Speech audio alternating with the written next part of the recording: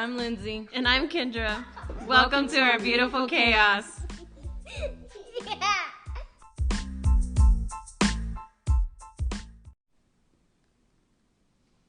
Hey guys, we're back. Yes, we are back, finally, after a 3-month break. We had a lot going on. We did, yeah. We welcomed a new foster love into our home. And it was definitely an adjustment because she was a 2-month-old. And we hadn't had a baby that small since Bubby, obviously. So yeah, it was a lot of getting used to. Then, summer, just having all the kids home and, doing summer things. We took many great family vacations. We did take a lot, huh? Yeah, we did. More than we usually do. Then what else? Easton he started and finished summer ball. Now we moved into fall ball. So he is on a whole different team, and we're pretty excited about that. Yeah, I think this team's going to be pretty good. Yes. And then, of course, school starting for our kiddos, and now we don't have 2 in school. We now have 3. Well, and then counting Sam, so 4 in school. She is a senior. Elijah is barely starting. He's in pre-K, so yeah, big difference there.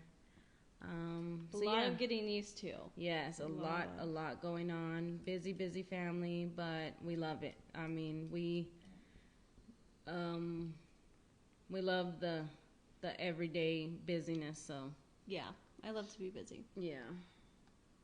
And it keeps the kids active. I mean, we're constantly doing something. So I think where we last left off, it was our decision on why we wanted to foster. Yeah, and then how we went about it. Yeah, how we went about it. So yeah, where should we start? Well, we knew we wanted to start a family. Yeah. And so we got information. So I worked for somebody that did fostering, and I knew she did fostering to adopt. So then I was talking more to Lindsay about it. And I feel like that's when we were like, oh, we should try foster to adopt. Yeah. Because we wanted to do several things, of course. Yeah. Money-wise, that was not in our... That was not in our budget. Yeah, we could not even think of those as options. Yeah. Private adoption is so expensive. Insemination, artificial insemination, things like that were, not in our budget. So Kendra, like she said, knew somebody that, was already doing the foster to adopt thing, and she talked to her about it. So then Kendra would come home and tell me about it. And then I think Kendra just Googled CPS, or I don't know. I really don't even know. Yeah, I think I'm pretty sure I Googled. I'm like the Google queen. Yeah. But I Googled something, and I was like, oh, they have this meeting, or like an informative meeting. So I was like, let's go do that, or let's go to it. And we went, and of course met one of the recruiters who we are with today still, our agencies. Our agency, she is not with our agency anymore, but she was a recruiter at the time, and just her bubbly personality, we fell in love with her. She was so helpful, so patient with us. Because we had 1,000,001 questions. She was just the best, and we didn't, after we met her and sat down and talked to her, for a few hours, we knew that there wasn't another agency. We were done looking for an agency to be with, that our agency was the one that we wanted to start with. Were there several different agencies there? No, she was the only recruiter at the time, and then it was CPS. CPS, right? Because CPS was the one holding the, meeting or whatever. Yeah, okay. So I didn't think there was anybody else, but I knew CPS was there for sure. Yeah. So they kind of stood up too, right? Or did they even give information, or was it just her? Yeah, no, they gave information because at the time, whenever we did it, you could go straight through CPS. Yeah, now you can't. You have to be with an agency. Which now, at the time, back then, there was only, 2 agencies? 2 agencies, and then it was CPS. Now there's, oh gosh, I think too many to count Well, on I think one hand. so. I think there was only 2 that took same-sex couple. Same-sex couple. So I think like in well, all was then like there 4. was 3. Well, 4. CPS, if you're counting CPS. Okay, so 3 outside agencies of CPS. Yeah.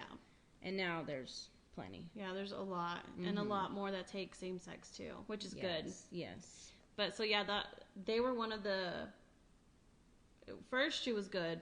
I mean, she gave us a lot of information, and again, we sat on the application for a year. I think maybe even longer. Anyways, and yeah, she was very patient with us. I would text her out of the blue. She would still answer my questions, and then we would wait more months and be like, "No, we're not ready." Yeah. But yeah, she was good. Yes. Another thing, we didn't know what age we wanted to do. We didn't know we could pick and choose. We didn't know, a lot of things. So yes, she did answer all of our questions. So finally, we just did it. One day I got home from work and Kendra was like, we're filling out these papers. And I was like, let's do it. So we sat there and filled out a stack of papers. And then... I still have the papers. Yeah. Or like copies of the papers. Yeah. So we turned them in. She came out that very next day because just like today, they were in desperate need of foster homes, we passed, or, she was like, y'all have to do fingerprint checks, background checks, all these things. So we just got started and we did it all. We got licensed in like a month. Yeah. It was like really fast. Even. Yeah. She was on top of her stuff. Yeah, but she was like, we need homes. Like, yeah. If y'all want to do it, like, I'll do it fast. And she did. Like, she did everything. She was amazing. Like, she really was. And then we actually ran into her. Sorry, babe. We ran into her the other day. It's been a couple of months, but she saw the kids because she knew one Callie. Or two, just Callie. She knew Callie when we got her placed as a baby, and she was like, "Oh my gosh, she's so big, and I haven't seen y'all." And it's just good to still know that she's with another agency, but she's still doing what she was doing. So, yeah, we were licensed. They came out. They did our home study, and let me tell y'all, that is very, very invasive. Yeah, it's different. Like invasion of privacy kind of thing. But I mean, I get it. They have to, question and dig deep down into your deep dark secrets. And so when she was telling us that she was gonna have to ask like personal questions, I did not think the questions that she asked was gonna be the questions that she did. Like, they were very, like, how often we are romantic, do we watch certain things, like they were just very detailed on, are you happy in your romantic life? Yeah, like so detailed. Just crazy. And it was weird too because we did an interview together, so it was us 3, and then she had to interview us individually. And I felt so weird because I was like, what is Lindsay going to say? Like, I mean, I know what we do, but is she going to say the same number? Or, like, it's crazy too. Yeah. That was something that, and then to know, like, I don't know. That's in your file, guys. Like, yes, that is in your home study file. Yeah. So whenever a baby or a child comes up, into DCFS care, your files, all the foster parents that are available to take in this kid, all of the home studies get pushed through to the investigator, CPS investigator, and from there, they pick the best home for, this baby or this child. So yeah, they see it. Yeah, they see it. They see it. If they really wanted to read it, they could. I mean, they could, yeah. So, of course, there's all that lovely stuff in there. And then now, there's that we adopted, 3 beautiful kids. And we've been fostering for, a little over 7 years. So, now there's a little bit more stuff to add into our file. Yeah, it's not just about us. That. Other than just the leg rug, if you know what I mean. So, yeah. So along with our home study, you can also pick the gender, the ages, everything. The hair color, the eye color. Down to the T, guys. You can literally pick what you want. And us, we were just kind of like, we were ready. So we were open. Yeah, to anything. We didn't specify a gender or a race. The only thing we did specify was age. We knew we wanted to have the whole first-time parent experience. So we did want just newborns or, babies. Mm-hmm. When we did the whole fostering, I'm not going to sit here and sugarcoat anything or make us, sound like angels, because we are definitely not. But we were looking at foster care a whole different way. We look at it now a whole different way than from what we went into it. So we were looking, honestly, we looked at foster care as a way for us to adopt, to grow our family, now foster care is, to us, everybody has their own opinion. Well, to me, because I don't even know Kendra's opinion, which I'm pretty sure I know what it is, but I'm just saying, foster care is all about reunification. It's all about supporting everybody, the kid, and not just the kid's families, biological families, siblings. Yeah, it's all about the support of the child and the family. We are here as a support system. We're here to love and care for these kids while their biological parents, get the help that they need and do what they need to do for them to get their child back. Yeah. So that I just wanted to throw that out there, that we have a whole different look, towards outlook on it. Yeah, sorry. Outlook towards, the whole fostering stuff. But yeah, so anyways, we did want to experience the whole parenting thing, brand new parents. So we did just want newborn or babies. Yeah. So we got licensed, our home opened, and within that first week, we got a placement at 2:00 in the morning. A 2-year-old little boy comes busting through our door, like with no worry in the world. Like, he comes in the house. He was not scared. He was telling us about his little toys, and then, our agency was there. Our, what was she? Our case manager. Case manager, yeah. She was there. The CPS investigator was there.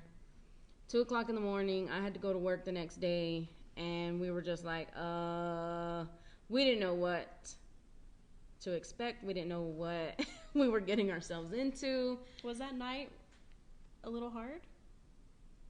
It wasn't. He went straight to sleep. Yeah, so I think it was because it was a lot, guys. Yeah, it was. He came in, whenever. He didn't care. Like, honestly, he didn't care. He went straight to sleep after, everybody left and we got him settled. It was a good night, an okay night. You know? And then, he was in our home for a week. Maybe, yeah, I think a week. Yeah, a week. And then we got a call for a 3-week-old newborn baby girl that was getting released from the hospital. And when no one was there to pick her up. Nobody was there to pick her up. She was in the NICU for the first 3 weeks of her life. She had only known doctors and nurses. Nobody was there ever to visit her. Nobody had ever carried her other than the doctors and nurses. And let me tell you, when Kendra called me, I was at work, and she was like, babe, you will never guess what. And I was like, what? She was like, we just got a call for a 3-week-old baby girl that's ready to be released from the hospital. And I was like, oh my gosh. One thing I told Kendra, at the very beginning of all of this was I did not want a girl. I didn't want girls. Girls are hard. I wanted a girl, guys. Yeah, Kendra wanted a girl. I wanted boys. But yes, when she told me, my heart sank. Like, I I was speechless. And she was like, hurry, I got to tell them yes or no. And I was like, girl, tell them yes. Like, Yeah, so they'll call you and they'll tell you, hey, we have, you know, a newborn baby, this, and that. A little bit about them because you don't get a lot of information. But whatever they have, they'll tell you. And you have to say yes or no, because then other families are going to say yes or no too, and you're all going to get thrown in, and they have to pick somebody. yeah. So it was against us and 5 other families, or 4? 2 others. 2 other. Okay, there was other families that wanted. It's Callie, who we were obviously talking about. But 2 other families wanted her, and we got picked, guys. And I called Lindsay, and I was like, again, you will never guess. And I was like, and we got picked. Like, Yeah. and one thing I feel like, and it still sticks with me till this day, is that our case manager was like, y'all are so lucky. Mm-hmm. Not everybody gets to have a newborn baby. And we were very new at fostering, like very new. Yeah, we'd only been licensed for 2 weeks. Yeah. And so she was like, not a lot of new homes will get a newborn baby, especially being in the NICU and needing to get released. And like, usually they would go with a family who's more experienced. Mm-hmm. And I feel like, and this is just my opinion, I don't know, but she was also a foster parent, and I don't know if she was thrown into the thing. I don't know. Yeah, I don't know. But her deal was she had already 3 boys, and she wanted a girl. Yeah. She wanted a newborn girl. And I felt like she was kind of taking it out on us, because she was like, it was like she was saying, oh, y'all are so lucky, but at the same time she was like, I don't know how this happened, like, Yeah, kind of throwing shade to us. She also questioned like if we were even going to be able to handle it, because we had a 2-year-old little boy, and now we had this newborn baby girl, and we're like, girl, I mean, you know. And at the time too, the 2-year-old was starting to experience more like outbursts, Behavioral outbursts. A lot of his trauma was starting to come to light. Yes. And we were still learning him as he we were was learning going. us. Yeah. And he was only 2 at the time, so it was a little bit of age appropriate behavior and then more advanced behavioral issues that were going on. That, you know, it was just his trauma that he had already been through at the age of 2, you know. And then, of course, bringing in a new baby. It didn't affect him. He was showing these problems already, you know, before we brought in another baby. Mm-hmm. So I think it was just a lot. Not for us. We were ready. I mean, we were ready to take on whatever was thrown at us. But I feel like, again, with her, I felt like it was just more like personal. Yeah. Instead of just being like, hey, y'all are going to do great, like this and that. She was more like, well, are y'all even going to be able to handle it? Like putting us down almost, or I don't even know what kind of to say, but it was just a lot. At that time, I did not feel support from her. And she's supposed to support us. But yeah, she was our case manager. Yeah, so, I mean, I didn't feel the support. But anyways, we said yes, and we ended up getting approved for Callie to come home to us. And so the thing that's kind of different with her, and she's the only one I've done it with, is I had to room in with her. And I don't know if it's because she was so little. Callie was only 4 pounds whenever we brought her home. When she was born, she was almost 2 pounds. Mm-hmm. So I think it was just they wanted to make sure I could feed her and, you know, attend to her like I needed to. But anyways, I had to room with her just one night, huh? Mm-hmm. And it was like I experienced the whole thing, guys. Like, it was a good experience for me. It was a good experience, I think, for Lindsay, being able to, like, come and see us for, what was it, like an hour or 2? Yeah. And then she had to run and go back to work. It was just a good experience. But, so we ended up bringing Callie home, and obviously she has not left. She will never leave. But, yeah, so the other little boy, he ended up going with family. Mm-hmm. He was in our home we got him in August. He was in our home for a while. September. He wasn't, no, just a month, because then in October we got the other little boy. Oh, yeah. Yeah, so he was only in our home for a month, if even a month, maybe like, you know, I say a month, yeah. And yes, he wound up going with family in another state, or no, another city, still same state. Anyways, went with family, like long distance family, and It was good. it was good. I mean, it was a obviously, good, it's reunification. Mm-hmm. Yeah, with family, it was good. We did. Our case manager did keep in touch with them, a year or two after, and it turned out that the poor guy, was already showing signs of like other,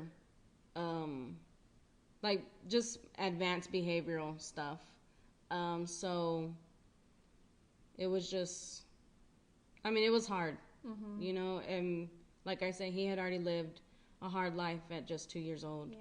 So, yeah, some stories are good and some, are not. So, Another thing, I'm going to kind of go back, but so whenever they come into your home, either that night or maybe even like days later, you'll learn a lot more about them and their history and if they've ever been removed before or anything. Yeah. I mean, when they call you, they're giving you the minimal. Like, Yeah. it's a boy, he's 3 years old. Do you potty want trained or not.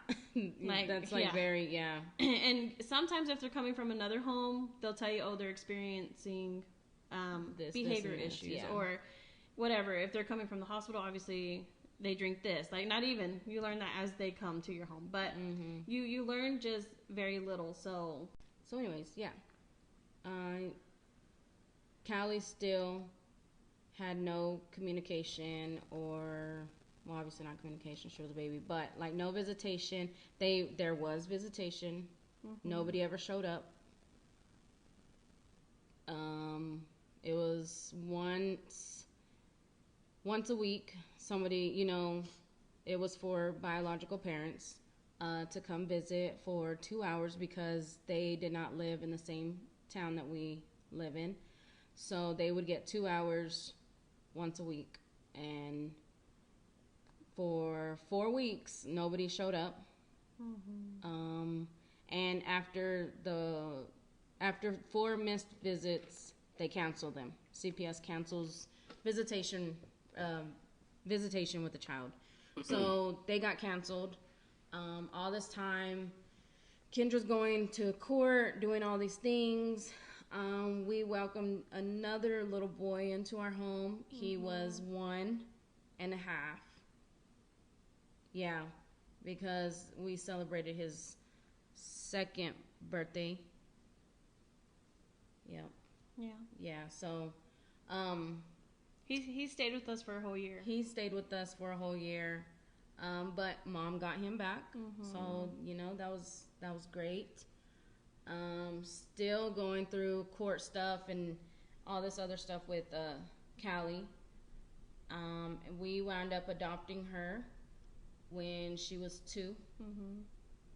So I think rights were terminated whenever she was one and a half. Yeah. Because it took like what 4 months, 3 months to get her adoption. Maybe not even. So back then we didn't have to. Now, okay, sorry, I'm kind of jumping, but now that I know of, the child has to be in your home for at least a year before you can intervene. And intervening just means that you're now able to be a part of the case. You're able to attend court. You're able to have your input, like, voice your opinions and stuff like that. So anyways, now you have to have the child in your home for at least a year. Back then, they only had to be in your home for 6 months. So us being new, we didn't know. Of course, they had already missed the 4 visits, got canceled.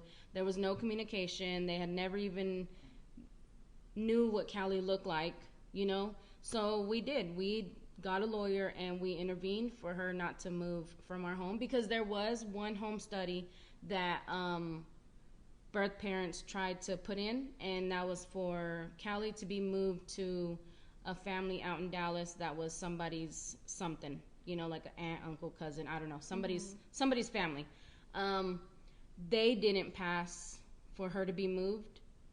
So, we were like, okay, that kind of spooked us a little bit. So yeah, we're going to get a lawyer. We intervened and there were no more home studies that they submitted anyways. So Yeah, I was gonna say it was almost like pointless for us to intervene. It was not a waste of money, but no, they didn't try. Yeah, they didn't. They only submitted that one home study, and that was it. Like I said, they didn't do anything else. But still, it was just for our peace of mind. You know, like, hey, let's intervene, and you know, whatever. Everything was kind of really different back then to what it is now. Yeah, a lot's changed. A lot has changed. You know, a lot of the laws and roles and, you know, have changed. So we, you know, that yes, rights were terminated pretty fast because of whatever, you know, like there was no communication, there was no moving forward for them, you know. There was nothing, guys. Yeah. No effort being shown. Yeah. They wouldn't even show up to court. Like, it was just, you know, kind of like whatever. I would drive 2 hours to go to court every 3 months. And they lived where we went to court, and they would not show up. And I would drive 2 hours. Yeah. So, I mean, it was more effort on our end, obviously. And we get it, but... you know, and even then, like, CPS would offer rides. CPS would literally go to the house and tell them, hey, you want to ride to court? And they would dodge CPS's calls. They wouldn't answer the door. And the only reason we know this is because we get the, what is it called? The history. Yeah, the history. The so file. Every single thing is in there from when the baby was removed to up to adoption. So every phone call that CPS tried to make, every house visit that they tried to make over there, at their home, at our home, everything is documented and is given to us at the adoption. Let me tell you, so I'm gonna kind of like jump, but with Callie's, there's probably like 200 pages, and that's just if even kind of going on over, like, it's really like blank, but it still shows you that they made an attempt. And with Easton's, oh my gosh, there's like over 1,000 pages, and it's like every communication that they've come to our house and what I've said and what I've done, or, you know, any communication with anybody through this case, they have on there. Yeah. And on Callie's file or history, it's just what we've done and what we would do, or because there was no communication on birth on their side. Yeah, on birth parents. So, but yeah, so we had that file. So that is how we know, you know, everything that they tried. And let me tell you, CPS does a lot, as they should, you know. But I feel like CPS should be for the kid, like. Yeah. But I mean, you get your CPS workers that, you know, whatever. You get some good ones, and you get someone that it's not some so bad great. apples, you know. Yeah. There are some bad apples out there. So we got to adopt Callie. That was, oh gosh, life-changing. It was definitely. It really was. It was, yeah. She was our first, you know, kid, you know, that was ours. Don't get me wrong, every foster baby that comes, foster love, you know, kid, or we've only done babies, so every foster baby that has come into our home, you know, we consider them ours. We don't treat them any different from, you know, the other ones. But she was the one that had our last name. Yeah. You know, so it was definitely different. A very happy moment because of everything that biological parents did not do for her, you know. So I feel like that was a very happy ending for her and for us. Anyway, so yes, that was our first adoption. A very happy moment for us and for Callie because she had finally had permanency. And that is ultimately the best goal for kids, whether it's reunification permanency or adoption permanency. It's just better, you know, for the kids. One thing that we didn't say right now was that we did get Easton before Callie's adoption was finalized. We'll get more into his placement and, you know, a little bit more of what was going on during that time in our next episode. Yes. So I guess that is it for now. All that's left to say is until next time. Hit that like button and subscribe.